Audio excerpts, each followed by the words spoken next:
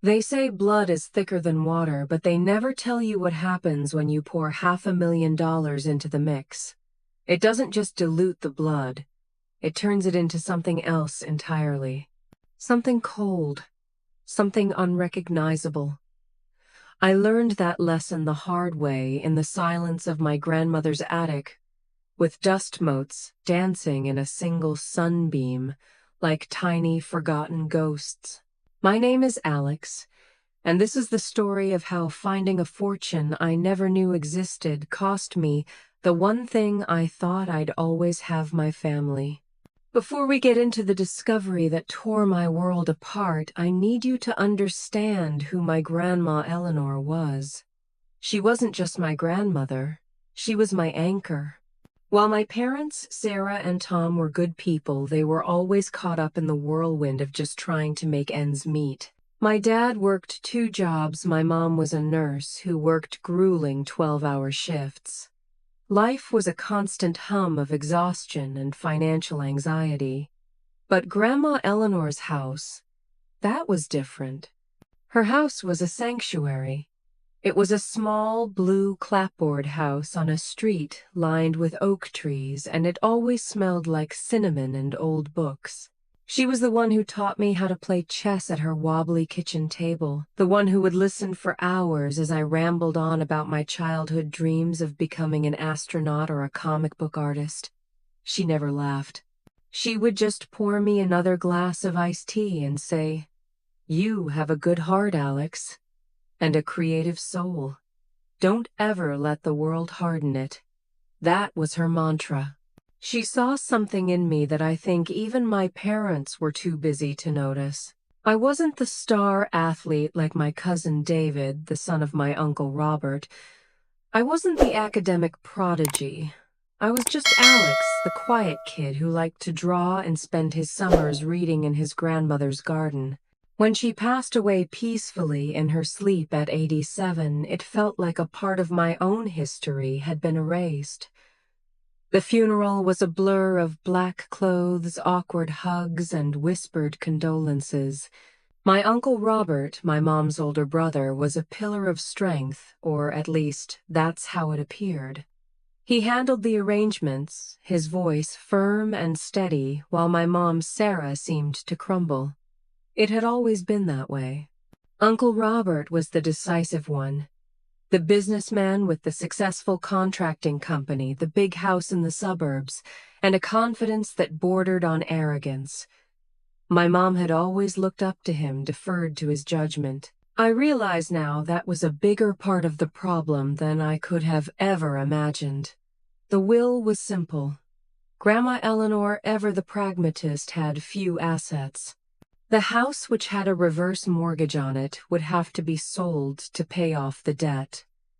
Her modest savings were to be split evenly between her 2 children, my mother and my uncle. And her personal belongings, they were left to me.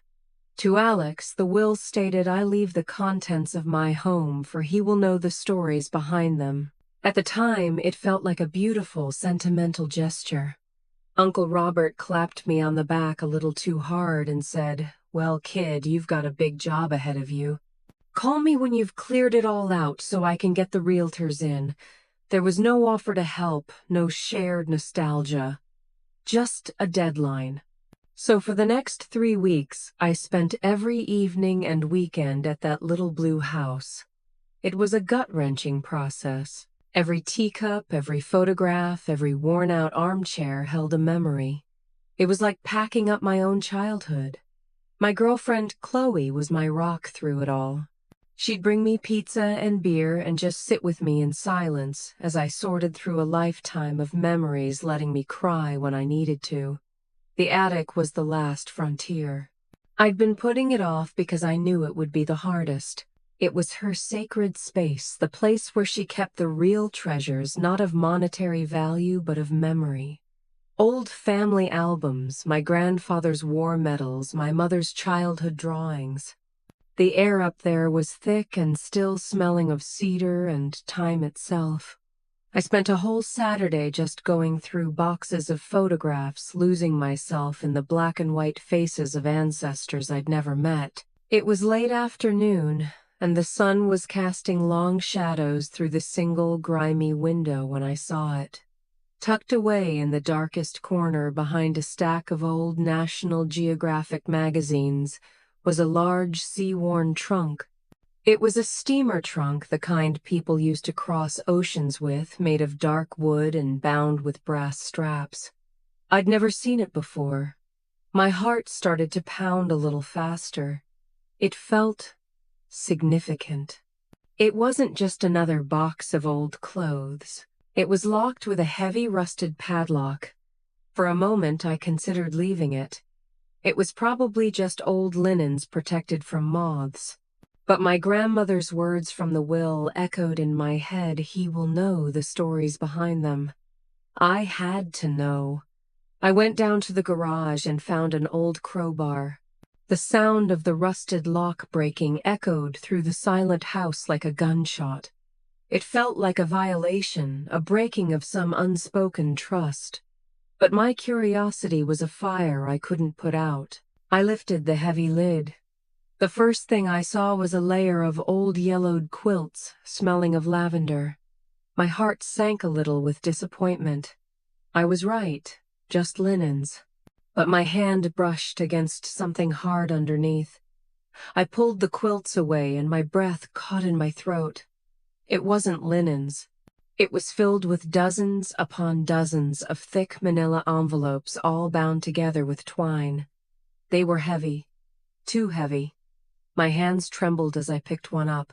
There was no label, no writing on it at all. I fumbled with the twine, my fingers feeling clumsy and thick. I tore open the flap of the first envelope and looked inside. And that's when my entire world tilted on its axis. It was cash. Stacks of it. Old bills, mostly 50s and 100s, held together with brittle rubber bands. I dropped the envelope in shock, the stacks spilling out onto the dusty floorboards like a scene from a movie. I grabbed another and another. It was the same. Cash. Everywhere. I felt like I couldn't breathe. My mind was racing, trying to make sense of what I was seeing. Where did this come from? How? My grandmother lived a simple, frugal life. She clipped coupons. She drove a 20-year-old Buick. This made no sense. In the bottom of the trunk, beneath the last layer of envelopes, was a single, smaller box. A shoebox. Inside, there was no money. There was just a thick, sealed letter addressed to me in her familiar, elegant cursive. Alex. And beside it, a small, leather-bound ledger.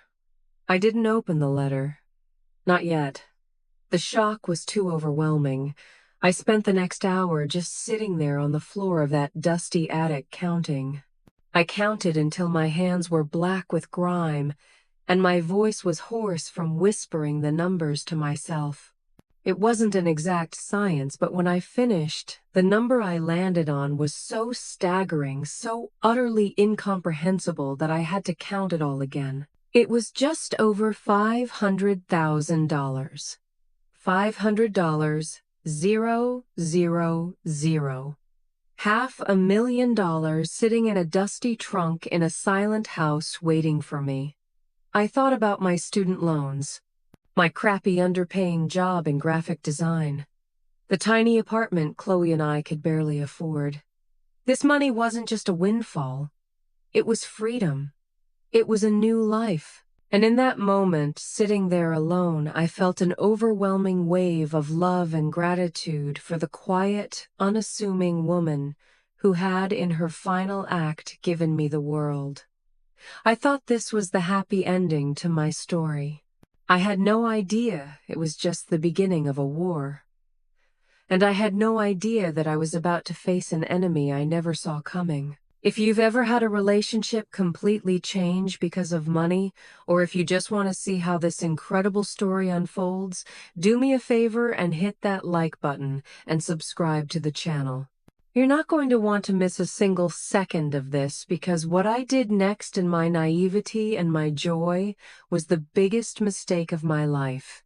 For a long time, maybe an hour, maybe more, I just sat there on the attic floorboards surrounded by $500,000 in cash. The dust I'd kicked up had settled, and the silence of my grandmother's house pressed in on me. It was a heavy silence, thick with the weight of the discovery. My first coherent thought wasn't one of joy or excitement. It was pure, undiluted fear. This much cash, it felt dangerous. It felt like a secret that could burn a hole through your life if you weren't careful. My mind, which was usually a chaotic mess of design, concepts, and grocery lists, suddenly became laser-focused on logistics. I had to get this out of the house. The house was going to be sold. Realtors, potential buyers, my uncle, they'd all be walking through here soon. Leaving it was not an option. My hands were still shaking, but I carefully, almost reverently, began packing the money back into the manila envelopes, stacking them neatly back inside the old steamer trunk.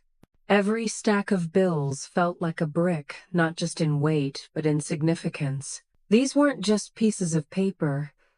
They were years of my grandmother's hidden life. They were my future. As I worked, my gaze kept falling on the sealed letter with my name on it. It sat in its shoebox, a silent sentinel. I knew it held the answers, but I was almost too afraid to open it. Afraid that the explanation would somehow tarnish the memory of the woman who taught me how to be kind. What if she hadn't come by this money, honestly? The thought was a cold knot in my stomach. No, that wasn't Eleanor. It couldn't be. I managed to wrestle the heavy trunk down the rickety attic ladder, my muscles screaming in protest. I dragged it into the master bedroom and slid it under her bed, covering it with an old chenille bedspread. It was a temporary solution at best. I needed a plan. I sat on the edge of her bed, the mattress sighing under my weight, and finally picked up the letter. The paper was thick and creamy, the kind you don't see much anymore. Her cursive was, as I'd always remembered it, precise, elegant, with a slight forward slant, like she was always leaning into the next word. My thumb trembled as I broke the wax seal. The letter inside was several pages long. I took a deep breath, the air still smelling faintly of her lavender sachets, and began to read. "My dearest Alex," it began, "if you are reading this, then you have found my secret. I hope with all my heart that you found it alone. This secret is for you and you alone. And I need you to understand why before you do anything else. So please, my sweet boy, just listen to your old grandmother one last time." The letter went on to tell a story I never could have imagined. It wasn't a story of crime or deceit. It was a story of love and protection. My grandfather, Arthur, a man I'd only known through faded photographs, hadn't been just a quiet factory worker, like everyone thought. He had been an incredibly shrewd secret investor. Starting in the 1952nd, using a small inheritance of his own, he had played the stock market. He never told anyone, not even his own children. It was his private obsession, a game he played with the world. He didn't trust banks, not after living through the Great Depression, so every time he sold a stock for a profit, he converted it to cash and hid it. The trunk was his vault. "Arthur always said the world was a fragile place," she wrote. "He believed that a man needed to have a stash, a secret foundation that no bank collapse or economic downturn could ever touch. He called it his ghost gold. When he died of a heart attack so suddenly, he had only just told me about the trunk. His last words to me were not, 'I love you,' though I knew he did. They were, 'Protect the family, Eleanor. Protect the boy.' He meant you, Alex. Even though you hadn't even been born yet, he knew his daughter Sarah would one day have a child with a good heart. He knew it would be you." Tears were streaming down my face, dripping onto the pages. This money wasn't dirty. It was a legacy. It was my grandfather's life's work entrusted to my grandmother, who had guarded it for over 40 years, living her simple life, never touching a penny. She had honored his wish. The letter explained that she was leaving it to me specifically for a reason. "Your mother is my daughter, and I love her dearly," the letter continued, and this is the part that I would later replay in my mind 1,000 times, but she is easily swayed. Her heart is good, but her will is not her own. She has always lived in the shadow of her brother Robert. Robert is a good businessman, but he is a man who sees life as a series of transactions. He measures worth in dollars and cents, not in love and loyalty. If he were to find out about this money, he would not see it as a gift. He would see it as an asset to be managed, a problem to be solved in a way that benefits him most. He would convince your mother that his way is the only way, and your grandfather's wish and mine would be lost. I am not leaving you money, Alex. I am leaving you a choice. A chance to build a life on your own terms, free from the anxieties that have plagued your parents. Use it to be happy. Buy a small house, build a studio for your art travel, take care of Chloe. But above all, be discreet. The greatest gift this money can give you is the freedom to live without anyone knowing you have it. It is a shield, not a sword. Please, my boy, do not let it become a weapon that divides what little family we have left. The letter ended with a simple, "All my love forever, Grandma." I folded the pages, my hands shaking more than ever. It was a warning, a clear, direct warning from beyond the grave, and I was about to ignore every single word of it. You see, sitting there, my heart overflowing with this incredible story, I couldn't imagine keeping it a secret. All I could think about was my mom. I thought about her tired face after a long shift, the way she worried about the mortgage, the way she'd put off fixing her car because a new transmission was too expensive. How could I accept this gift, this freedom, and not share it with her? It felt selfish. It felt wrong. My grandmother's warning about Uncle Robert resonated, but I thought, she's wrong about Mom. Mom would understand. She would be happy for me. Our love was stronger than my uncle's influence. I was so sure of it. So I made the call. I drove the trunk back to my tiny apartment first. Chloe was out with friends, so I managed to haul it inside without being seen. It sat in the middle of our small living room like an unexploded bomb. Then I sat in my car in the apartment complex parking lot and dialed my mom's number. "Hi, sweetie," she answered, her voice sounding weary. "Is everything okay? You still at your grandmother's? I'm done for the day, Mom." "I'm home." But something happened. Something incredible. "Can you talk?" I told her everything. I started with the trunk, the lock, and the discovery. Her initial reaction was stunned. Silence punctuated by gasps of, "Oh my God, Alex." When I told her the amount, she literally screamed into the phone, a shriek of pure disbelief and joy. $500,000! Are you serious, Alex? Are you absolutely sure? We laughed, we cried. It was a beautiful, cathartic moment. I told her about the letter about Grandpa Arthur's secret life as an investor. She was sobbing, saying, all this time we were struggling, and they had that." She never said a word. She did it to protect us. For a few perfect minutes, it was exactly as I had imagined. She was overjoyed for me. She kept saying, "This changes everything for you, honey. You and Chloe can buy a house. You can quit that job you hate." And then came the 5 words that brought my fantasy crashing down to earth. "We have to tell Robert." My blood ran cold. "Mom, no." The letter? Grandma specifically warned me not to. She said it was just for me. "Oh, honey, don't be silly," she said, her tone shifting from ecstatic to practical in an instant. "That was just your grandmother being overly cautious. This is a lot of money. We don't know how to handle this. Robert does. He'll know what to do, how to invest it properly, how to handle the taxes. We can't keep something like this from him. He's my brother. He's family. I tried to argue. Grandma's words. She was very clear. She was afraid he'd try to take control of it. Take control, Alex. He'll want to help. This is wonderful news for the whole family. It's like we all won the lottery. He needs to know. It's the right thing to do. I felt a pit in my stomach. I was losing her. My grandmother's prediction was coming true right there on the phone.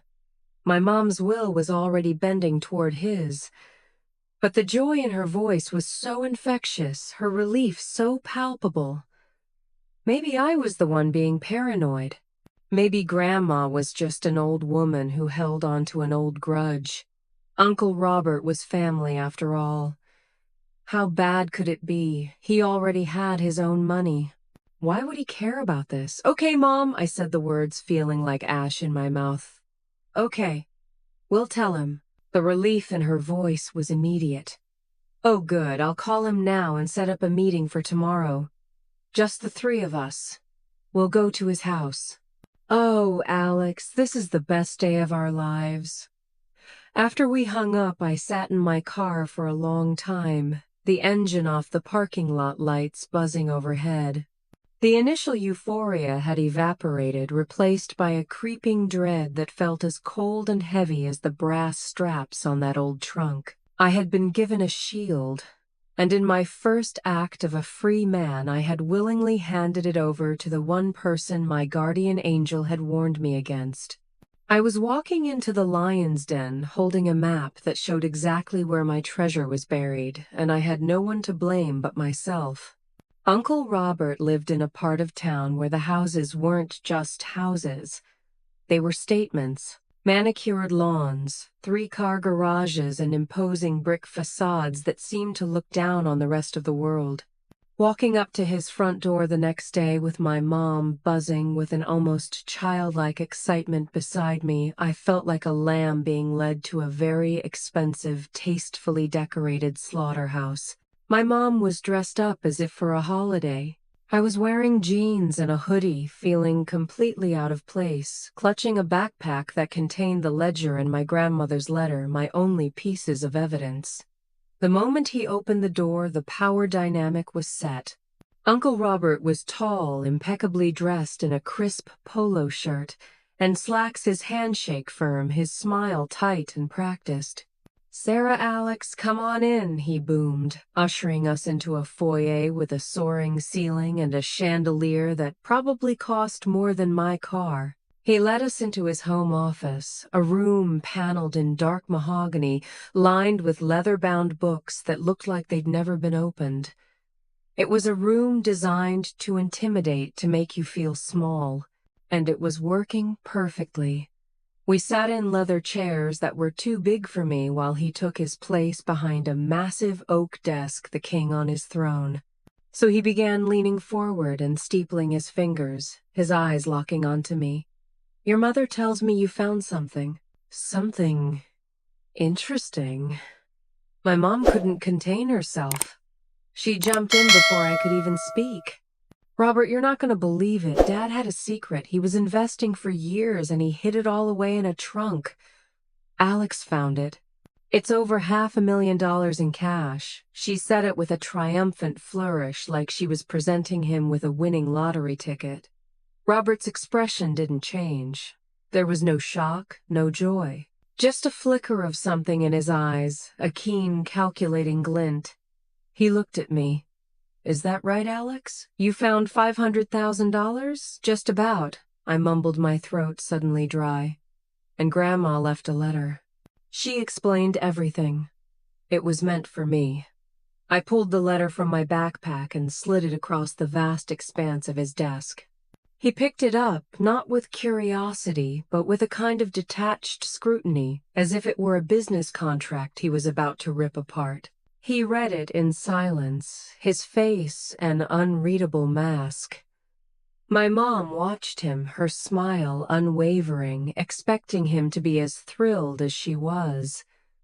I watched him, and the dread in my stomach was churning into a sick, burning acid. When he finished reading, he didn't look at me. He looked at my mom. He slowly took off his reading glasses and placed them on the desk.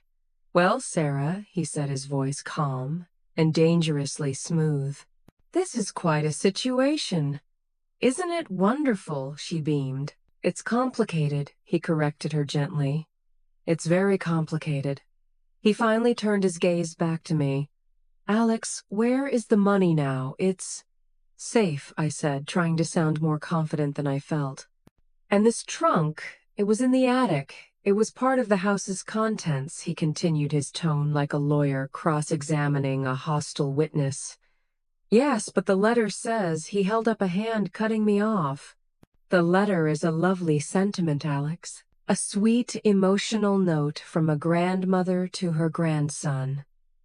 But in the eyes of the law, it's meaningless. It's not a will. It's not a legal document." My mom's smile finally faltered.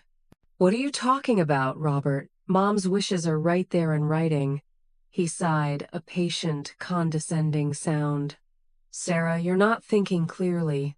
The will, the legally binding will, states that all of Mom's assets are to be split between us. Her personal belongings were left to Alex. A collection of teacups or old photographs, that's one thing. But an undocumented, undeclared sum of $500,000, that's not a personal belonging. That is a primary asset of the estate. An asset that legally must be declared and divided according to the will." I felt the blood drain from my face. "Number? That's not what she wanted. She wanted it to be for me.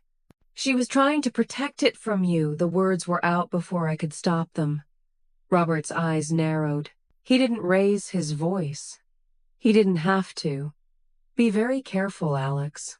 Accusing me of what exactly? Of wanting to follow the law, of ensuring your mother gets her rightful inheritance. You find a huge sum of cash, and your first instinct is to hide it from your own mother." "I wasn't hiding it from her," I told her. Immediately I shot back, looking at my mom for support. "Mom, tell him." But my mom wasn't looking at me.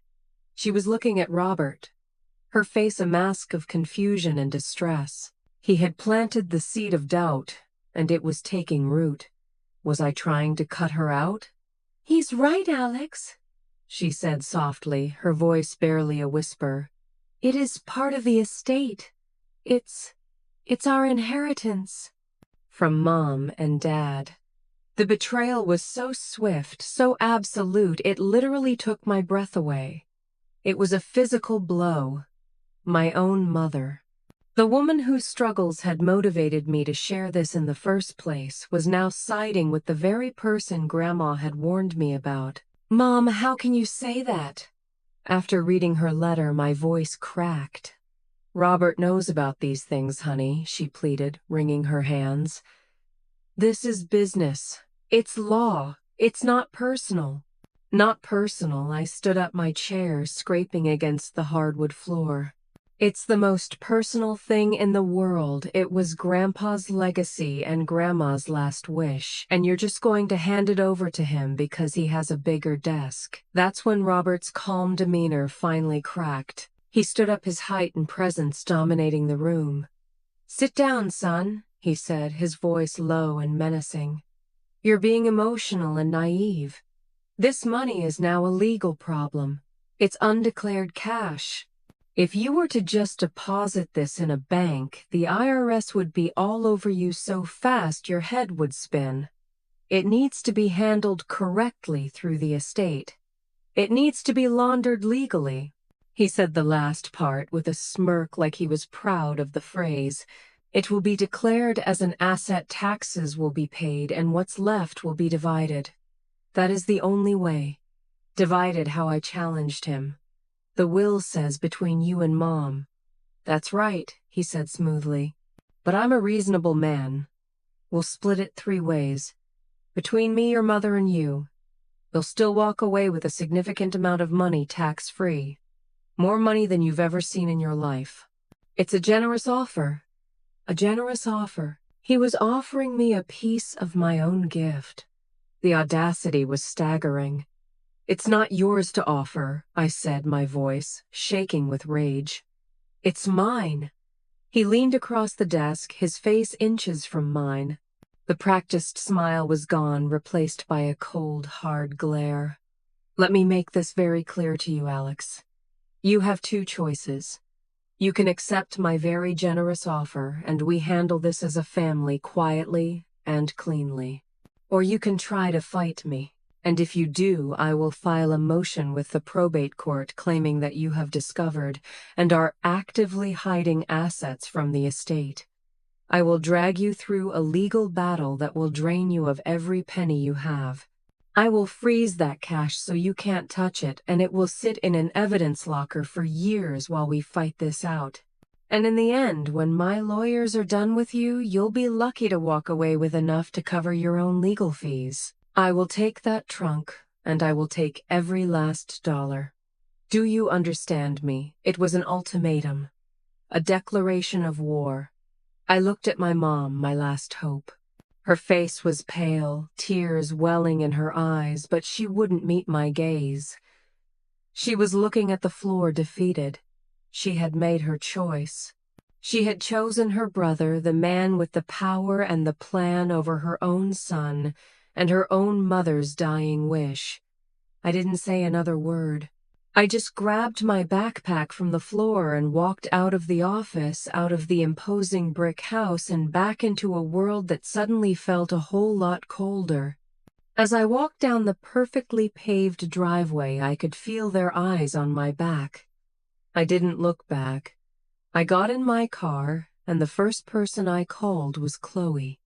I told her everything, my voice breaking with a mixture of anger and heartbreak. She listened patiently until I was done, and then she said the words that would become our battle cry for the fight to come. Don't you dare give him a penny, Alex. We're going to fight him. As I drove away, I pulled out my grandmother's letter one more time, my vision blurred by tears. I reread the last line, do not let it become a weapon that divides what little family we have left. It was too late. The weapon had been fired, the family was divided, and the war had just begun. The drive home from my uncle's house was a blur. It felt like I was moving through a tunnel, the world outside my car windows muted and distant. The rage I'd felt in his office had subsided, leaving behind the cold, heavy sediment of grief. It wasn't just about the money anymore. It was the look on my mother's face, the way she couldn't meet my eyes, the way her loyalty had been so easily purchased by my uncle's smooth, calculated words. That was the wound. The money was just the salt being poured into it. I had walked into that house with a mother. I walked out an orphan of a different kind. When I finally pulled into my own parking spot, I just sat in the car, my hands gripping the steering wheel so tightly my knuckles were white. Chloe must have been watching from the window because the passenger door opened a moment later. She didn't say anything. She just slid into the seat, unbuckled my seatbelt, and pulled me into a hug. And that's when I broke. I buried my face in her shoulder, and the sobs I'd been holding back since I left that mahogany office came out in a raw, ragged flood. I cried for my grandmother's lost wish, for my grandfather's legacy, but mostly I cried for the mother I realized I had never truly known. Chloe just held me her hand, stroking the back of my head, letting the storm pass. When my sobs finally quieted into shaky breaths, she pulled back and looked me in the eyes, her own, filled with a fierce protective fire. Okay, she said, her voice firm. Okay. Now we fight. That night, our tiny apartment became a war room. The steamer trunk sat in the corner of the living room, no longer a symbol of freedom, but a chest of contraband, a source of danger. Chloe, who worked as a paralegal at a small civil law firm, went into professional mode. The first thing we do is document everything she declared, pulling out a legal pad. Write down everything you remember from the meeting. The exact words he used. The threat. Everything. As I recounted the conversation, the rage began to bubble up again, but this time it was different. It was colder, more focused. Chloe's practical approach was turning my emotional wreckage into a foundation for a plan. We spent hours online researching probate law, estate disputes, and something called tortious interference with an expected inheritance. The more we read, the more we realized how insidious my uncle's plan was. He was using the legal system itself as his weapon. He knew that the burden of proof would be on me. He knew that an old woman's emotional letter would struggle to stand up against a legally executed will in front of a judge who only cared about procedure. He had chosen his battlefield perfectly. The next morning, the first shot of the war was officially fired. A courier delivered a thick envelope to my door. It was from a law firm, a big downtown firm with a name that sounded like a fleet of battleships. Inside was a formal, chillingly polite letter. It stated that their client, Mr. Robert Peterson, co-beneficiary of the Eleanor Peterson estate, had reason to believe that certain assets, specifically a large sum of cash, had been discovered and were being unlawfully withheld. It formally demanded that the assets be surrendered to the estate's executor, which was, of course, Uncle Robert himself, within 48 hours. If not, they would be filing an emergency motion in probate court to freeze the asset and begin legal proceedings against me for concealment and potential fraud. Reading it made me feel physically ill. He wasn't bluffing. This was real. "What do we do?" I asked Chloe, the letter trembling in my hand. "We get a lawyer," she said without hesitation. "And not just any lawyer. We need a bulldog. Someone who specializes in this, someone who isn't afraid to go up against a monster firm like that. But lawyers, we quickly discovered, cost money. A lot of money." The irony was suffocating. I was sitting on $500,000 that I couldn't touch, and I couldn't afford the very person I needed to protect it. We spent the next day calling estate litigation attorneys. The consultations were a demoralizing parade of expensive suits and sterile conference rooms. The first one quoted us a $20,000 retainer just to get started. The second one listened to my story, looked at a copy of my grandmother's letter, and literally scoffed. "Sentimental value is not legal value, son," he'd said before, explaining his $700 an hour billing rate. We left each office feeling more hopeless than the last. They all saw the same thing, a losing battle against a wealthy, powerful opponent with a legally sound position. They weren't interested in justice. They were interested in a sure win. By the third day, with the 48-hour deadline ticking down like a time bomb, we were desperate. Chloe was scouring a database of smaller independent lawyers when she found a name. Benjamin Carter. His website was simple, almost dated. His specialty was listed as elder law and estate litigation, with a tagline that read, "Protecting legacies, not just assets." It sounded too good to be true. He was a solo practitioner, his office located in an older, less glamorous part of the city. We had nothing to lose. When we walked into his office, it was the complete opposite of the others. It was cluttered, filled with towering stacks of books and case files. The air smelled of old paper and coffee. Behind a desk piled high with documents sat a man who looked to be in his late 60s with a kind, wrinkled face, a shock of unruly white hair, and a slightly rumpled tweed jacket. He wasn't a shark. He looked more like a beloved college professor. "Mr. Carter?" I asked tentatively. He looked up over his half-moon glasses and a warm smile spread across his face. "Ben, please. And you must be Alex." Have a seat, both of you. Don't mind the mess. It's organized chaos, I assure you. We sat down, and for the next hour I told him everything. I didn't hold back. I told him about my grandmother, about the love and the sanctuary of her home. I told him about my mom and my uncle, about the dynamics that had governed their relationship for decades. I showed him the letter from my uncle's lawyers, and then I handed him my grandmother's letter. Unlike the other lawyers, Ben read it slowly, carefully.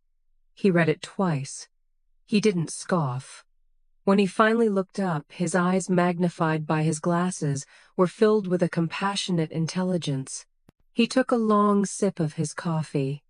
"Your grandmother was a very wise woman," he said, his voice a gravelly baritone. "And she was right to be worried. Your uncle isn't just trying to get his share. He's trying to erase her last wish. He's trying to rewrite her story to fit his own narrative." He tapped the threatening letter from the corporate lawyers. "This is bullying. It's a classic tactic. They use their money and their letterhead to scare you into submission before the fight even starts." Hope, a feeling I thought I'd lost, began to flicker inside me. "So you think we have a case?" I asked, my voice barely a whisper. Ben leaned back in his chair, which squeaked in protest. "A case, son, we have a moral imperative. The law isn't always about what's written in black and white on a notarized document. It's also about intent. It's about fairness.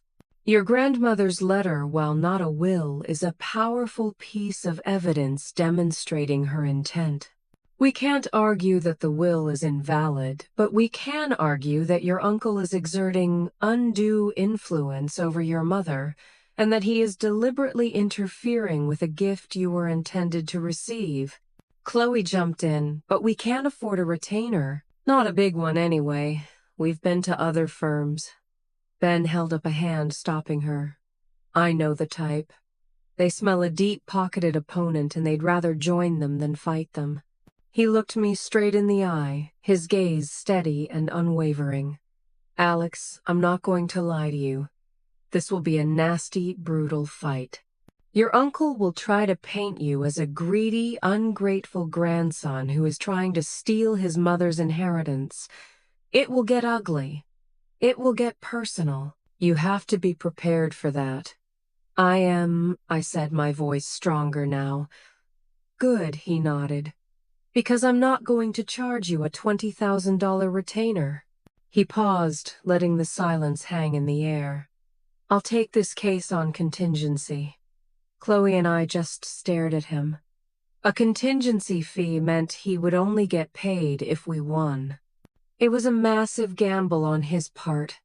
"You'd do that?" Chloe asked, stunned. "Once in a while," Ben said with a wry smile, "a case comes along that isn't just about the money. This is one of them. Your grandmother went to great lengths to protect you. The least we can do is honor her efforts." He picked up the phone on his desk.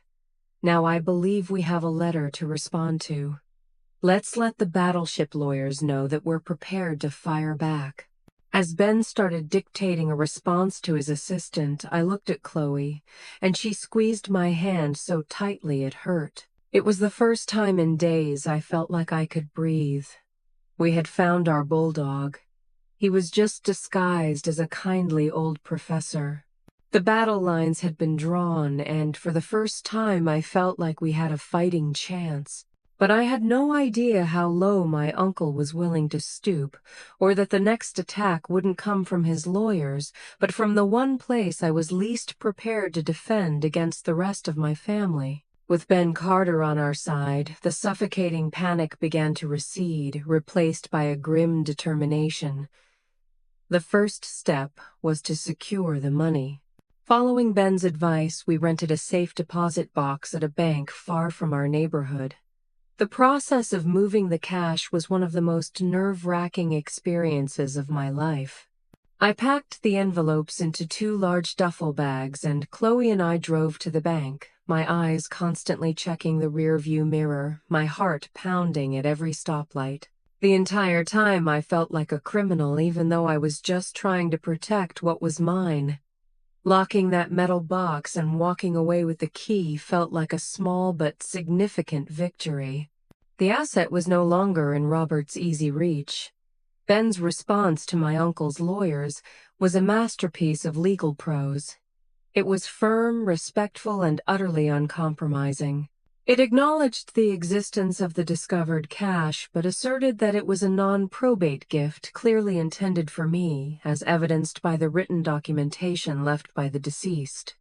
It flatly refused the demand to surrender the funds and stated our intention to vigorously defend my claim to the inheritance if they chose to pursue legal action. It was, as Ben put it, a polite way of telling them to go to hell. We knew this was just the opening salvo. A legal battle like this wouldn't be fought in days or weeks, but in months, maybe even years of filings, depositions, and motions. But while the legal war was moving at a glacial pace, my uncle launched a second, far more painful campaign, a war of propaganda. And his primary target was the hearts and minds of our entire family. It started subtly. A phone call from my Aunt Carol, my dad's sister. Her tone was syrupy, sweet with concern. "Alex, honey, your mother is just beside herself. I heard about what happened. You know money can make people do crazy things. You shouldn't be putting your poor mother through this stress." It wasn't a conversation. It was a lecture disguised as concern. She had clearly only heard one side of the story, Robert's side. I tried to explain, to tell her about Grandma's letter, but it was like talking to a brick wall. "Your grandmother was an old woman, Alex. She was probably confused.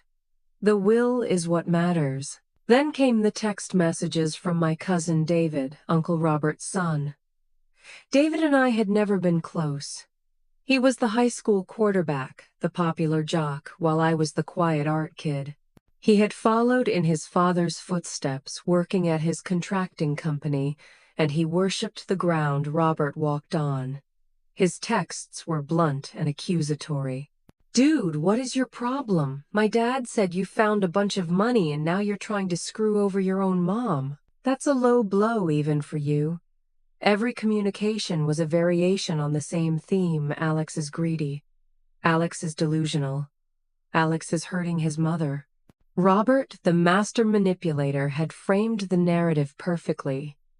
He wasn't the aggressor. He was the noble son and brother trying to protect his grieving sister from her ungrateful, selfish son. My grandmother's letter, my side of the story, was dismissed as the ramblings of a senile old woman, or worse, a convenient lie I had fabricated. The well had been thoroughly poisoned, and I was being cast as the villain in my own story. The hardest part was the silence from my parents. My mom stopped taking my calls. When I would try, it would go straight to voicemail. The one time she did pick up, I could hear Uncle Robert's voice in the background. Her own voice was strained and distant. "Alex, I can't talk right now. You need to do the right thing. Just listen to your uncle. He's trying to help us." Then she hung up. My dad, Tom, was a ghost. He was a quiet man by nature, a man who had always avoided conflict. In the battle between his wife's powerful brother and his own son, he had chosen neutrality, which was, in effect, choosing a side. His silence was an abdication, a surrender. It hurt almost as much as my mother's betrayal.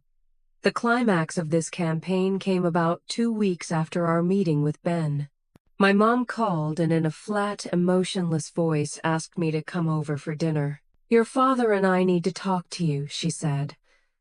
I was hesitant, but a foolish part of me hoped it was an olive branch, a chance to finally talk sense into them without Robert present. Chloe warned me it was a trap. As always, she was right. When I walked into my childhood home, the atmosphere was thick with tension. My parents were there sitting stiffly on the living room couch. But they weren't alone.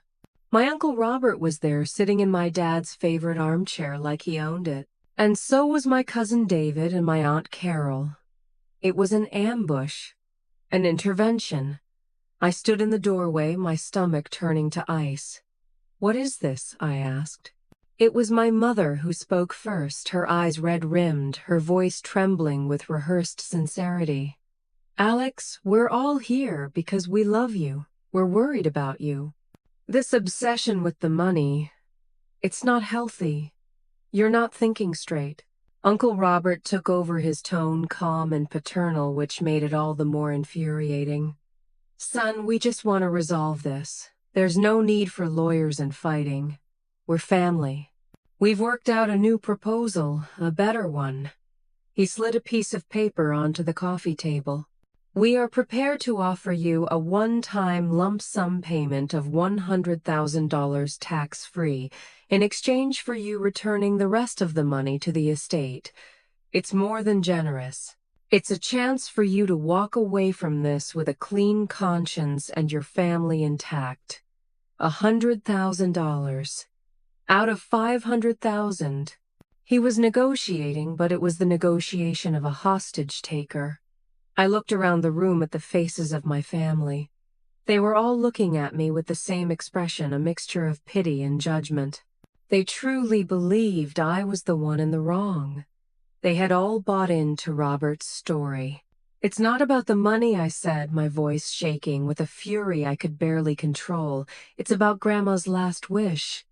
"How can none of you see that I pointed at, "Robert is the one tearing this family apart, not me. He's twisting you all against me because of his own greed." David snorted from the corner. "Yeah, right. My dad is a success.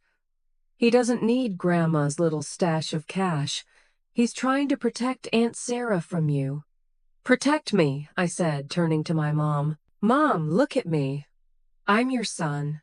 Don't you remember all the times Grandma told us to watch out for him? All the times she said he only thought about himself. She wrote it down. She wrote it down to warn me, and she warned you too." My mom just started to cry, shaking her head. "Stop it, Alex. You're twisting her words. You're being cruel." That was the moment I knew it was truly over. They weren't just brainwashed. They were willing participants.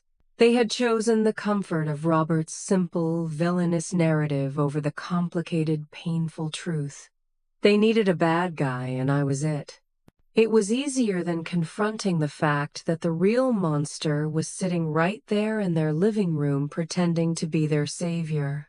I looked from my mother's tear-streaked face to my father's stony silence to my uncle's triumphant smirk.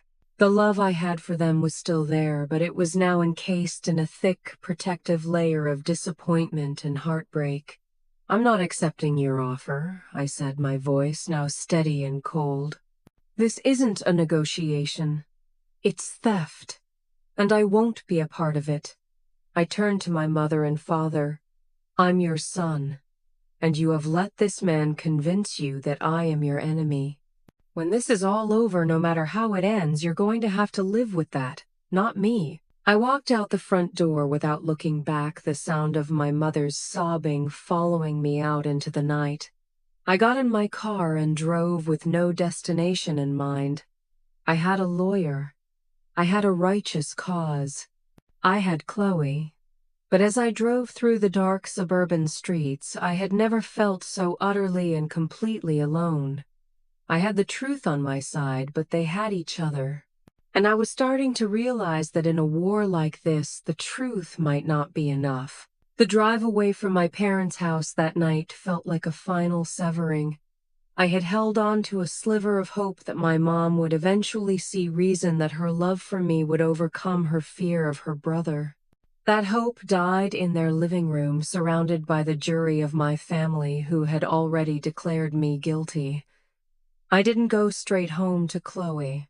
I couldn't. I drove for hours, ending up at a scenic overlook on the edge of the city, a place my grandmother used to take me to watch the sunset. The city lights twinkled below a sea of a million anonymous lives, and I felt like I was floating completely untethered from everything I had ever known as home. The foundation of my life hadn't just cracked, it had been pulverized. When I finally got back to the apartment well after midnight, Chloe was waiting up a worried expression on her face that melted into relief when she saw me. I didn't have to say a word. She just wrapped her arms around me, and I held on like a drowning man clinging to a piece of driftwood. In the quiet of our small living room, I told her about the ambush, the so-called generous offer, and the final crushing realization that I had lost my parents. She listened her anger on my behalf, a warm, comforting fire. "They didn't deserve you, Alex," she whispered, wiping a tear from my cheek. "I didn't even realize I'd shed. They don't deserve to know the man you are. Their loss." In that moment, her words were the only truth that mattered. The concept of family had been redefined. It wasn't about blood anymore. It was about choice. It was about loyalty. It was the woman sitting next to me on our lumpy second-hand couch. The days that followed were strange and silent. I blocked my mom, dad, uncle, and cousin's numbers. The constant barrage of guilt-tripping texts and calls stopped, but the silence they left behind was almost worse. It was a constant reminder of the chasm that had opened between us. Chloe and I existed in our own little bubble, a two-person fortress against the world. Our life became about the case. It was the first thing we talked about in the morning, and the last thing we discussed before falling into an exhausted sleep. The $500,000 dream of freedom had morphed into a grim, all-consuming job. As Ben Carter had predicted, my uncle's lawyers officially filed the lawsuit.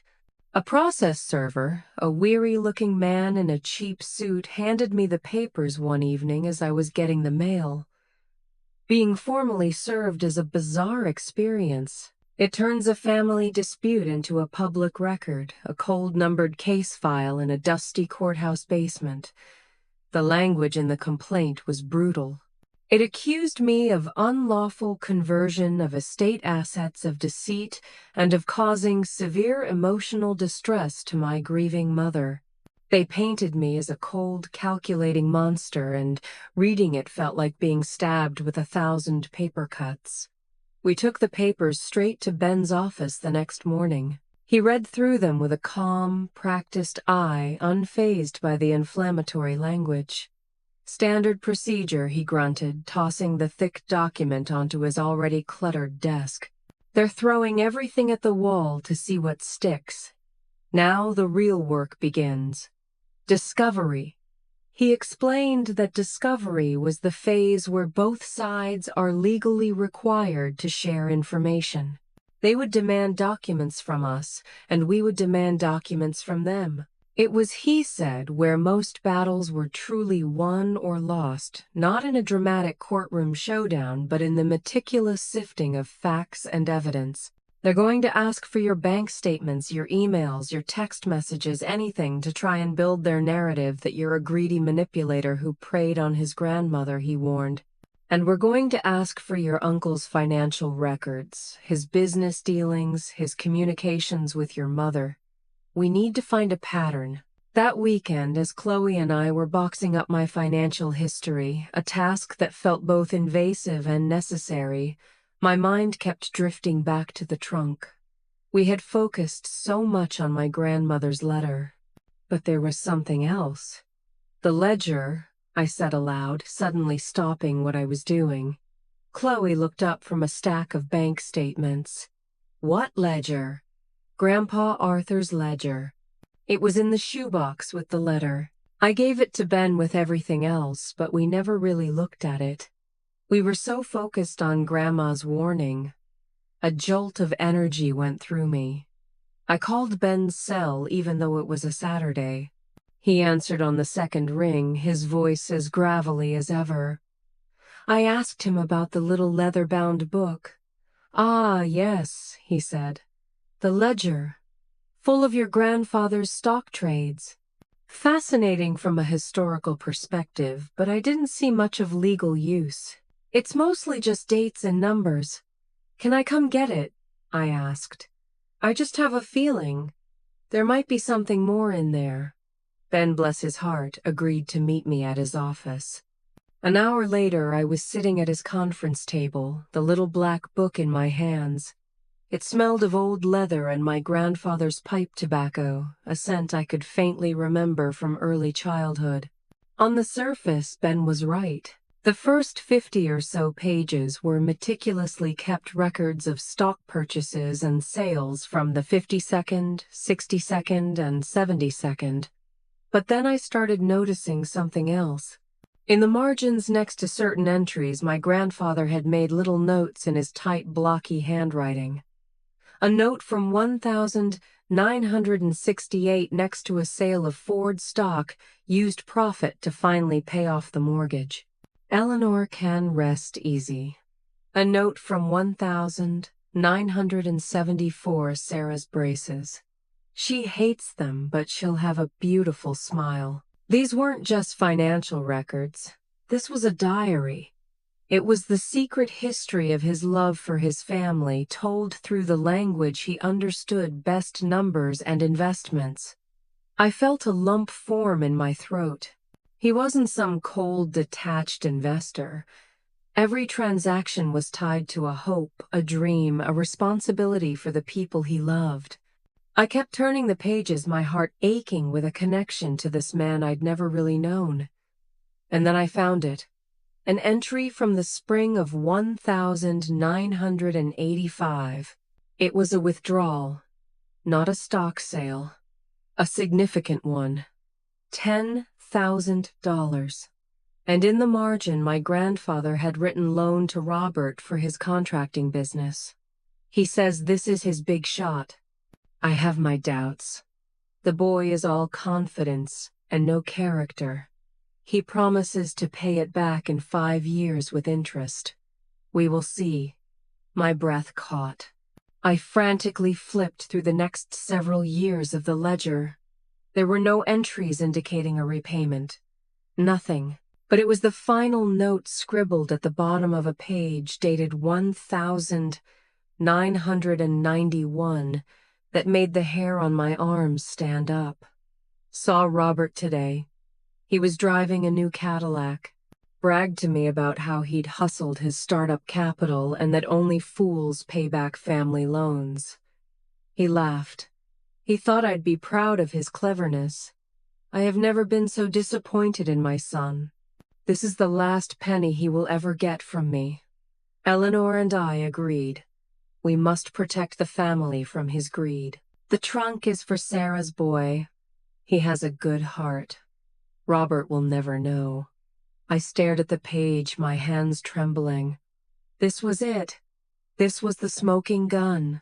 This wasn't a sentimental letter from an old woman. This was a contemporaneous record written in my grandfather's own hand over 30 years ago. It established a clear, long-standing pattern of my uncle's financial manipulation and moral bankruptcy. It explained in heartbreaking detail the exact reason the trunk and the money were kept secret and intended for me. It was the origin story of my inheritance. I slid the ledger across the table to Ben, my finger pointing to the entry. He read it, then read it again, a slow grin spreading across his face. He took off his glasses and rubbed his eyes, looking not like a tired old man, but like a chess master who had just seen the path to checkmate. "My God, Alex," he said, his voice filled with a quiet reverence. "We didn't just find a piece of evidence. We found his motive. We found your grandfather's testimony." He stood up and began to pace the office, suddenly filled with a renewed, ferocious energy. "This changes everything. This isn't just about your grandmother's intent anymore. This is about your uncle's character, his history of deceit. We can use this to prove he has a long-standing pattern of financially exploiting his own parents." He stopped pacing and looked at me, his eyes blazing. "Their lawyers are going to come at you hard in the deposition. They're going to try to break you. But they don't know what we have. They think they're fighting a greedy kid. They have no idea they're about to go to war with a ghost. Leaving Ben's office, I felt a profound shift inside me. The grief was still there, but it was no longer the dominant force. It was now mingled with a sense of righteous purpose. I wasn't just fighting for my money. I was fighting for my grandfather, the man who saw his son's true character and took steps to protect the future. I was fighting for my grandmother who had honored her husband's wish for 40 years, guarding a secret that could have changed her life, all for the sake of a grandson she believed in. This wasn't my battle anymore, it was theirs. And I was just the soldier they had chosen to finish it. The day of my deposition felt like the day of my own execution. A deposition, for those who don't know, isn't held in a courtroom. There's no judge, no jury. It's far more intimate and in some ways far more terrifying. It's a marathon of psychological warfare conducted in the sterile, soulless environment of an opposing law firm's conference room. Its purpose is simple: for the other side's lawyers to get your entire story on the record under oath, and to find any weakness, any inconsistency, any emotional trigger they can exploit later in court. Ben had spent days prepping me. We sat in his cluttered office, and he grilled me relentlessly, playing the role of the enemy lawyer. "So, Alex, you were your grandmother's favorite, weren't you? You knew she'd give you anything you wanted. Isn't it true you were struggling with debt, that this money was a convenient solution to your financial problems?" He taught me the 3 most important phrases: yes, no, and I don't recall. He instructed me to never guess, never elaborate, never volunteer information. "Answer only the question that is asked," he repeated like a mantra. "Do not let them get in your head. They want you to get angry. They want you to get emotional. Because when you're emotional, you make mistakes." Despite the preparation, I barely slept the night before.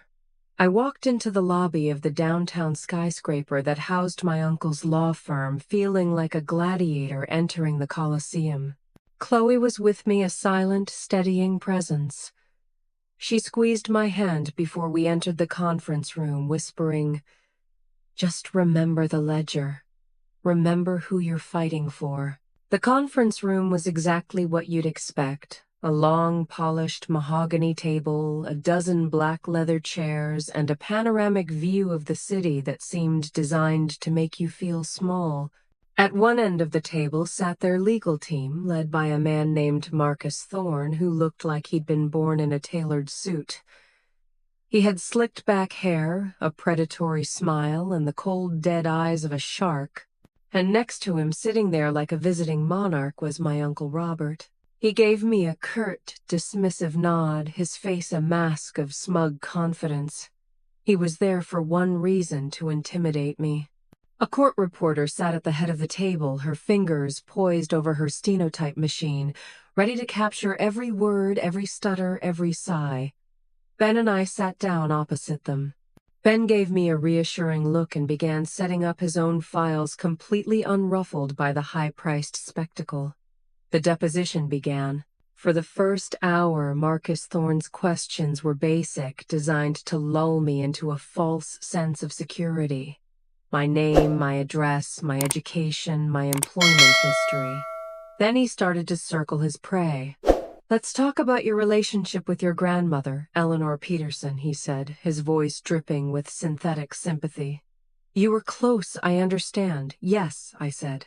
"You spent a great deal of time with her, more so than your other cousins." "Yes." "Did she ever give you gifts, money? She would give me $20 on my birthday." "And did you ever ask her for money number?" He leaned forward, his smile tightening. "So you were aware she was living a very simple, frugal life?" "Yes." "So finding a trunk with $500,000 in cash must have come as quite a shock," he said, watching my face intently. "You had no idea your grandmother, who lived so modestly, was sitting on a fortune, that's correct." He paused, letting the silence hang in the air. Alex, when you found this money, this life-altering amount of money, did you ever stop to think that perhaps half of it rightfully belonged to your mother, Sarah Peterson? My grandmother's letter stated it was a gift for me, I said, my voice steady just as Ben had coached me. Ah, yes, the letter, Thorne said, picking it up with 2 fingers as if it were a piece of trash. A sentimental note written by an 87-year-old woman. Alex, is it possible your grandmother was confused? That her memory wasn't what it used to be? Objection, Ben said calmly, without raising his voice. Counsel is asking the witness to speculate on the deceased's state of mind. Thorne waved a dismissive hand. Fine, let's rephrase. Did your grandmother ever exhibit signs of memory loss or confusion in her later years? No, I said the word, coming out like a chip of ice. The insult to my grandmother's memory sent a flash of white-hot anger through me, but I remembered Ben's warning. I looked at my uncle, who was watching me, a slight smirk playing on his lips. He wanted me to explode.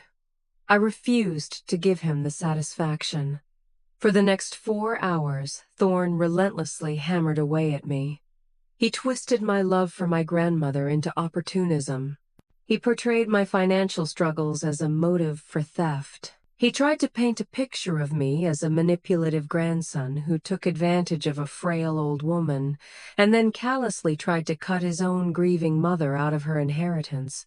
With every question, I could feel him trying to get under my skin to find a crack in my composure. I just kept my eyes on. Ben breathed deeply and gave the simplest, most truthful answers I could. Yes. I don't recall. The turning point came late in the afternoon. My voice was hoarse, my back ached from the tension, but I hadn't broken. Thorne, clearly frustrated, decided to change tactics. Alex, he said, let's talk about your Uncle Robert. Before this incident, what was your relationship like? It was cordial, I answered. Cordial. You respected him. Looked up to him as a successful businessman. I respected his success, yes. And you have no reason to believe he would ever do anything to intentionally harm his sister, your mother, do you? Objection. Ben sighed, sounding bored. Calls for speculation. Thorne ignored him. Do you believe your Uncle Robert loves your mother? I saw where he was going. He was trying to trap me. If I said yes, he'd use it to say Robert was just trying to protect her. If I said no, he'd paint me as vindictive and irrational. I can't speak to my uncle's feelings, I said evenly. Thorne slammed his pen on the table, his fake patience finally snapping. Come on, Alex. We're talking about a man who is trying to ensure his sister receives her legal inheritance, and you are fighting him every step of the way. What possible reason could he have for doing that, other than to protect her from your greed? Before I could answer, Ben leaned forward and spoke for the first time in nearly an hour, his voice soft but carrying an undeniable weight of authority that silenced the room. Marcus, he said, addressing Thorne directly. My client has answered your questions for 4.5 hours. You have his testimony. But since you seem so interested in Peterson's character and his history of protecting his family, I'm sure you won't mind if we explore that in a bit more detail when we depose your client. He paused and then casually added, we can start with the $10,000 loan he hustled from his father in 1985 and never paid back. The effect was instantaneous. The blood drained from Uncle Robert's face. The smug mask shattered, replaced by a look of pure, unadulterated shock. He stared at me then, at Ben, his mouth slightly agape. Marcus Thorne was momentarily speechless, his eyes darting from his client's panicked face to Ben's calm, knowing smile. He had no idea what Ben was talking about, but he knew from his client's reaction that it was a direct hit. The shark had just been torpedoed. Ben pushed his chair back. I think we're done for the day, he announced. He looked at the stunned court reporter. We'll be scheduling, mister. Peterson's deposition for the earliest possible date. We stood up and walked out of the conference room, leaving a scene of chaos and confusion behind us. As the elevator doors closed, Chloe let out a breath she seemed to have been holding all day, and threw her arms around me. "You did it," she said, her voice thick with pride. "You were incredible." I felt drained, hollowed out, but I also felt a flicker of something I hadn't felt in a long time: power. For the first time, we weren't on the defensive. We had landed a blow. We had seen the invincible King Robert bleed. Walking out of that skyscraper and into the late afternoon sun, I knew the war was far from over. But for the first time, I truly believed we could win. The only question was what the cost would be, because Ben's next words as we walked to the car sent a chill down my spine. "He's panicking now," Ben said. "And a panicked man is a dangerous man. Get ready, Alex. The real fight is just beginning." Ben's prediction proved to be frighteningly accurate. A panicked man is indeed a dangerous man. The revelation of the ledger had completely shifted the dynamics of the conflict.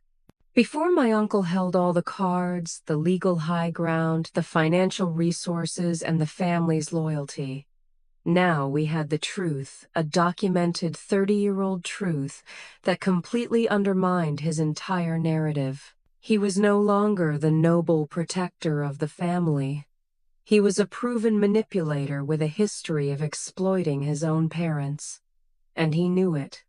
His desperation manifested in a way I never could have anticipated. He didn't come at me directly. He didn't have his lawyers file another motion. He went for the jugular. He went after Chloe. It started about a week after my deposition. Chloe came home from her job at the small law firm looking pale and shaken. I knew instantly that something was wrong. She sank onto the couch, her hands trembling as she told me what had happened. Her boss, a kind, middle-aged man named Mr. Abernathy, had called her into his office. He looked deeply uncomfortable. He told her that he had received a phone call from Marcus Thorne, my uncle's lead attorney. Thorne had made it very clear in no uncertain terms that if Abernathy's firm continued to employ Chloe, they would find themselves facing a frivolous but incredibly expensive lawsuit from one of Robert's many corporations. He'd manufactured a pretext, something about a contract dispute from years ago, that Abernathy's firm had handled. But the message was crystal clear: fire Chloe or face financial ruin. He told Mr. Abernathy that it was a conflict of interest for me to be working at a law firm while being so intimately involved in a pending legal case. Chloe said, her voice cracking. "It's a complete lie. I'm a paralegal. I have no power, no influence. This is just vindictive. It's evil." Mr. Abernathy, to his credit, was horrified and told Chloe he would never fire her under such circumstances. But the threat was real. His was a small firm. He couldn't afford to be dragged into a multi-year legal battle with a corporate behemoth, even if he knew he would eventually win. The cost of the fight alone could bankrupt him. I was incandescent with rage. This was a line I never thought even Robert would cross. He wasn't just fighting me anymore.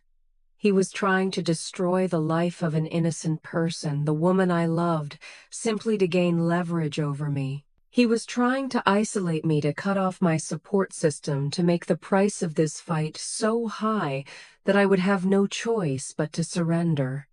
We immediately called Ben. His reaction was a cold, quiet fury. "This is witness intimidation and tortious interference with a business contract," he seethed. "This is not just unethical, it's illegal. That son of a bitch just handed us a loaded gun." Ben immediately filed an emergency motion for sanctions against my uncle and his legal team, citing their blatant attempt to intimidate a key witness, Chloe, and interfere with the legal process. The move was aggressive, and it forced them onto the defensive. But the damage was done. Chloe, despite Mr. Abernathy's assurances, felt the pressure acutely. She felt like a liability to a man and a firm that had been nothing but good to her. The stress began to take a visible toll. She had trouble sleeping, she lost her appetite, and the bright, fiery spirit that I loved was being dimmed by the constant anxiety. This was Robert's new strategy to make our lives a living hell. If he couldn't win on the facts, he would try to win by attrition. He wanted us to be so emotionally and financially exhausted that we would simply give up. His next move was even more personal and far more insidious. He began a quiet smear campaign against me at my own workplace. I was a graphic designer for a mid-sized marketing agency. It wasn't my dream job, but it paid the bills and I was respected for my work. One day my boss called me into his office. He had the same uncomfortable look on his face that Mr. Abernathy had worn. He told me that one of our biggest clients, a real estate development company, had suddenly put their account under review. When he'd pressed their representative for a reason, the representative had been vague but mentioned hearing some unsettling rumors about the character of one of the designers on their account. Rumors about financial impropriety and family disputes. It didn't take a genius to connect the dots. The real estate company was one of my uncle's biggest clients. He was using his business connections, his financial clout, to poison my professional reputation. He was trying to get me fired to cut off my only source of income, to make me completely dependent on a treasure that I couldn't even access. The walls were closing in, and I felt like I was suffocating. That night, Chloe and I had our first real fight since this whole ordeal began. The stress had finally boiled over. I was pacing the apartment, consumed with a helpless rage, while Chloe sat curled on the couch looking exhausted. "I can't take this anymore, Alex," she said, her voice weary. "He's not going to stop. He's going to burn down everything around us just to get what he wants." "So what are you saying, Chloe? That we should just give up?" I shot back, my voice sharper than I intended. "Let him win after everything, after what he did to my grandparents?" "No, that's not what I'm saying," she replied, her own frustration rising. "I'm saying I'm scared. I'm scared for my job. I'm scared for you. I'm scared for us. This isn't a normal fight anymore. This is a monster we're dealing with. And monsters are supposed to be fought," I yelled.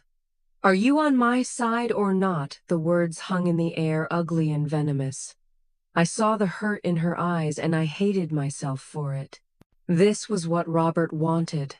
He was turning us against each other, letting the pressure crack our foundation. I immediately sat down next to her and pulled her into my arms. "I'm sorry," I whispered into her hair. "I'm so sorry. You're right. I feel so powerless. He's attacking us on all fronts, and I don't know how to fight back." She held me tight. "I know, but we can't let him do this to us. We can't let him win by destroying the one thing we have that's real." We sat in silence for a long time. The excitement of finding the money felt like a distant, naive memory from another lifetime. The inheritance wasn't a gift. It was a curse. It was a poison that was seeping into every corner of our lives, sickening everything it touched. "Maybe he's right," I said quietly, the thought tasting like defeat. "Maybe we should just take the deal. Take the 100,000 and walk away. Is it worth all this? Is any amount of money worth this?" Chloe pulled back and looked at me, her expression serious. "No," she said. "No amount of money is worth this." "But this isn't about the money anymore, is it? It's about him not getting away with it. It's about your grandparents. If we give up now, we're letting him win. We're letting him erase them. We can't do that." She took my hand. "We're going to see this through, together, but we need a new plan. Ben is fighting the legal battle, but we need to fight the other one. the one for our lives. We need to find our own leverage. Her strength, even in the face of such ugly attacks, was a lifeline. She was right. Surrendering wasn't an option. Robert had escalated the war, taking it to a personal, dirty level. He thought it would break us. But what he didn't realize was that he had just pushed us to a point where we had nothing left to lose. And a person with nothing left to lose is no longer afraid to fight back with the same dirty tactics. He had shown us his playbook. Now it was time for us to write our own. We had one last desperate gambit to play. One that had nothing to do with lawyers or courtrooms, and everything to do with the one person we hadn't yet approached, my mother. The idea came to me in the middle of the night a few days after Robert had tried to get me fired. I was lying awake, staring at the ceiling, replaying every moment of this nightmare in my head. I thought about the ambush at my parents' house, the look of confusion and fear on my mother's face. She wasn't a monster like Robert. She was a victim trapped in his web of manipulation for her entire life. Robert's power over her was emotional. He had convinced her that his way was the only way to protect her, to do what was right. I realized we had been fighting this battle on the wrong fronts. Ben was handling the legal war. Robert was waging a war of attrition on our lives. But the key to the entire conflict, the person whose change of heart could end it all, was my mother. If we could break Robert's hold on her, his entire case would crumble. But how logic hadn't worked. Pleading hadn't worked. She had been completely indoctrinated.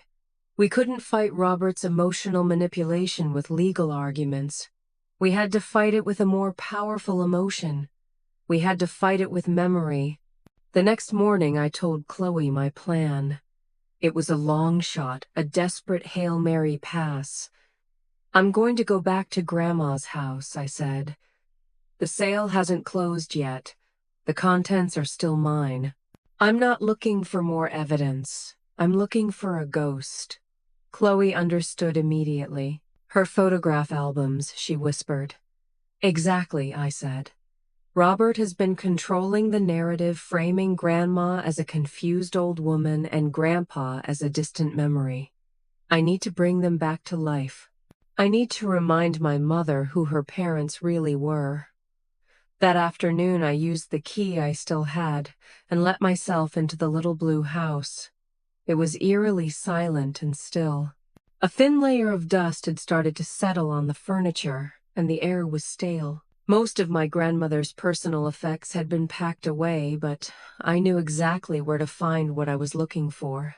In the bottom of her hall closet there was a stack of heavy, leather-bound photo albums, a chronological history of our family from the 1942nd onward. I spent hours on the floor of that silent house, carefully going through every single page. It was an emotional journey. I saw pictures of my mother and uncle as children playing in the yard. I saw my grandparents as a young couple, vibrant and full of life. I saw birthday parties, family vacations, Christmases. In every photograph, I saw a family that was happy, or at least appeared to be, but I was looking for something specific. I was looking for the moments that couldn't be faked, the unguarded expressions that told the real story. And I found them. I found a photograph from what looked like my uncle's high school graduation. He was standing center, holding his diploma, beaming with that trademark arrogance he still wore today. My grandfather was standing next to him, but he wasn't looking at Robert. He was looking at my mother, who was standing off to the side, and his expression was one of profound love and concern.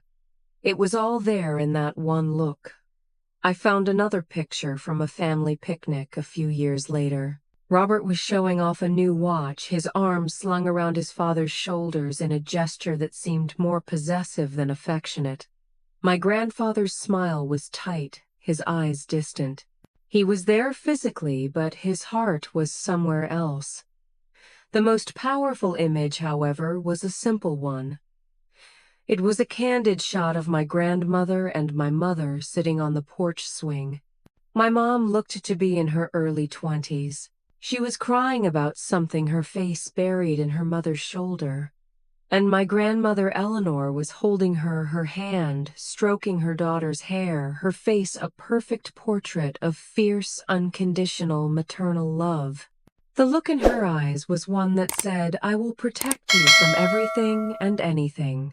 I carefully removed these specific photographs, along with a dozen others, that told a similar subtle story of the family's true dynamics. I put them in a folder, along with two other things, my grandmother's letter and the pages from my grandfather's ledger that detailed Robert's betrayal. This wasn't a legal file. This was an emotional bomb. The next step was the hardest. I had to get to my mother alone. I couldn't call the house. Robert or my dad might answer. So I did something I hadn't done in years. I drove to the hospital where she worked as a nurse and waited. I knew her shift ended at 7 p.m. At a few minutes past 7, I saw her walking to her car in the employee parking lot. She looked exhausted, smaller and more fragile than I'd ever seen her. I got out of my car and called her name. Mom. She flinched, startled. When she saw me, her face was a confusing mix of emotions, shock, fear, and a deep, undeniable sadness. "Alex," she whispered, "what are you doing here? You can't be here." "I'm not here to fight," I said, holding up my hands in a gesture of peace. "I'm not here to talk about lawyers or the lawsuit. I just need 5 minutes. Please. Just 5 minutes to show you something. Then I'll leave, I promise." She hesitated, her eyes darting around as if Robert might materialize out of the shadows. But the desperation in my voice must have reached her. She nodded wordlessly and got into the passenger seat of my car. The silence was heavy and awkward. I didn't say anything. I just handed her the folder. "Just look," I said, softly. She opened it, and the first thing she saw was the photograph of her on the porch swing, crying in her mother's arms. A choked sob escaped her lips. She traced the image of her mother's face with her fingertip. For the first time in months, I wasn't looking at a woman who had been brainwashed by her brother. I was looking at a daughter who missed her mom. She turned the page to the picture of Robert's graduation, of her father's worried gaze upon her. Then the next, and the next.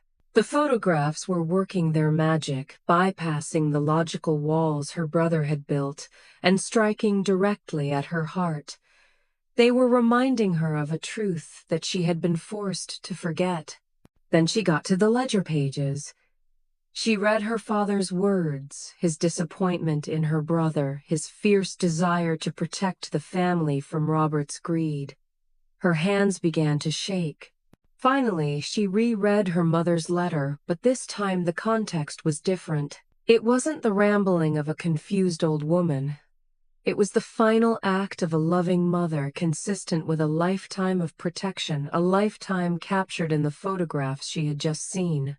Tears were streaming down her face, now silent and steady. She wasn't just crying for the present. She was crying for the past, for the truth she had allowed her brother to bury. "He told me," she whispered, her voice thick with shame. "He told me you were trying to steal this from me. He said Dad would have wanted us to share it, that Mom was just playing favorites. He said we had to be a united front." "He lied, Mom," I said gently. "He's been lying to you your whole life. He doesn't want to protect you. He wants to control you. And he wants that money. Grandpa knew it 30 years ago, and Grandma knew it when she wrote that letter. They weren't trying to cut you out. They were trying to protect me from him." She closed the folder and stared out the windshield at the darkening parking lot. For a long time, she said nothing. The battle was raging inside her, a lifetime of deference to her brother versus the undeniable truth held in her hands. The spell was breaking, and I could almost feel the shift in the car's atmosphere. Finally, she turned to me, her eyes filled with a new, terrifying clarity. "What have I done?" she whispered. It wasn't a question for me. It was a confession. "It's not too late," I said, my own voice, thick with emotion. "You can fix this." She looked at me, a flicker of her old strength returning to her eyes. "He's not going to like this," she said, a grim understatement. "I know," I replied. "But are you going to let him run your life forever?" She took a deep, shaky breath, and in that moment I saw the daughter from the photograph on the porch swing make a decision. "No," she said, her voice small but firm. "No, I'm not." She opened the car door. "I need to go home. I need to talk to your father, and then I need to make a phone call." As I watched her walk to her own car, clutching the folder to her chest like a shield, I knew we had won. Not the lawsuit, not yet, but we had won the war that mattered. We had brought the ghost of my grandmother back, and her love was more powerful than my uncle's greed. The foundation of his entire case, his claim to be protecting his sister, had just been washed away by a flood of her tears.